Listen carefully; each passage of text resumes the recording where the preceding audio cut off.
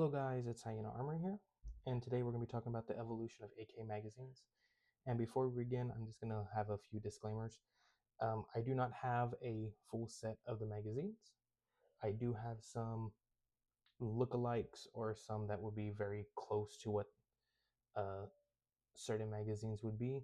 And if I don't have lookalikes or anything close to it, I'll just throw a picture up on screen, kind of like what I did with the bayonet video. And the first magazine would be the slab side. It would be adopted alongside the AK rifle in 1948. It is a hefty magazine. It is in the United States called a slab side magazine. Main reason why is in comparison to what a traditional quote unquote magazine would be, it is completely flat. It is made from, I believe, 1.5 millimeter thick gauge stamped steel. It is welded on the rib as well as on the fold in the front, as you can see by those weld marks. And like I said, it is a chunky boy, very heavy. Now, when this magazine was adopted with the AK rifle, it was adopted along the sides of the Type 1, which was designed to replace the PPSH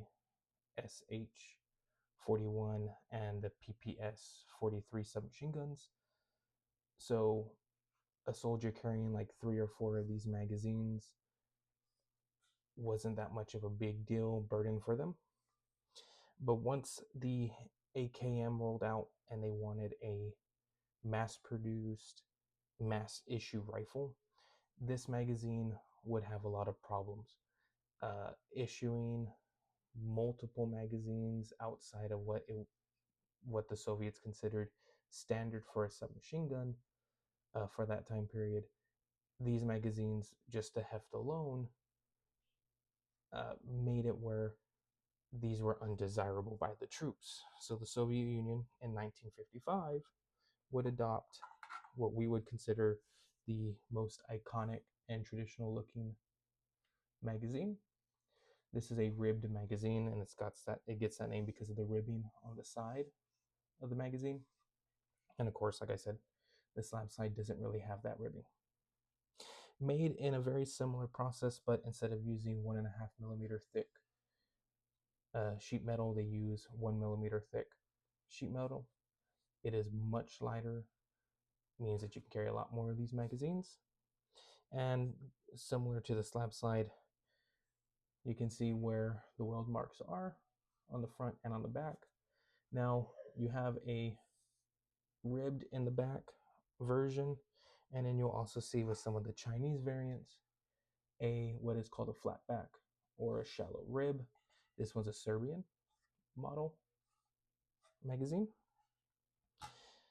Now, the next magazine, I do not have a look-alike mag or anything close to it, and that would be the 1962 aluminum magazine, which in the United States we refer to as the paratrooper mag.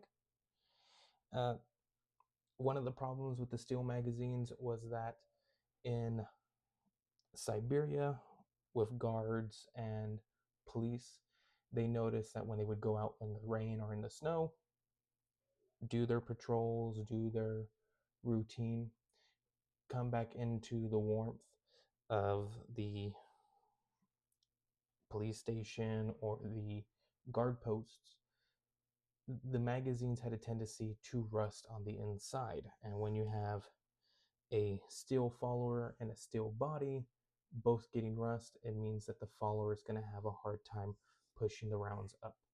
So turning the magazine body from steel to aluminum gets rid of the aluminum rusting. Now, the steel followers would still rust, but since the aluminum didn't, the friction wasn't as bad.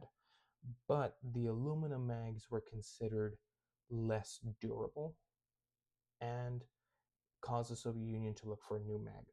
That new magazine would turn into this AG4 polymer Bakelite magazine. This magazine would be adopted in 1968, and it would replace almost all of these magazines. The Soviet Union would be the first ones to use this mag and adopt it. The Chinese would slowly make their own version of it, mainly for export to the United States. But these magazines were supposed to fix the flaw of the aluminum mags. Now, these magazines are very robust and durable in comparison to the aluminum mags. The early variants like this do not have, let's see how well I can get that on camera. They don't have, let's see, they don't have steel reinforced feed lips. Now, later variants like this one, which is a little bit easier to see, have these steel reinforced feed lips. And of course, on both of these, they both have steel reinforced locking lugs. Now, in 1974, the Soviet Union would switch over to the AK-74, which means a new magazine. And since they were already using the Bakelites, they would move over to this 545 mag in the Bakelite style. They did add, what are these little grooves? I'm sorry, I wish I had a better looking Bakelite mag, but this one is a Soviet mag, which most of these mags being Soviet, it felt right to use one of these mags. But anyway, so it has these cutouts right here on the feed lips to be used with in the United States, we would refer to it as a spoon, but it is a stripper clip adapter that you slide onto these, so you can use these 15 round stripper clips to load up the magazines faster. Now, one of the problems with the Bakelite mags is the orange color. That's practically the only downside to these magazines, is that they stick out like a sore thumb in the snow, in the woods, in the desert. These magazines are seen very easily. So in 1979, the Soviet Union would switch over to what we refer to as plum in the United States. Now, there is no good sources on why they did plum or this purple color.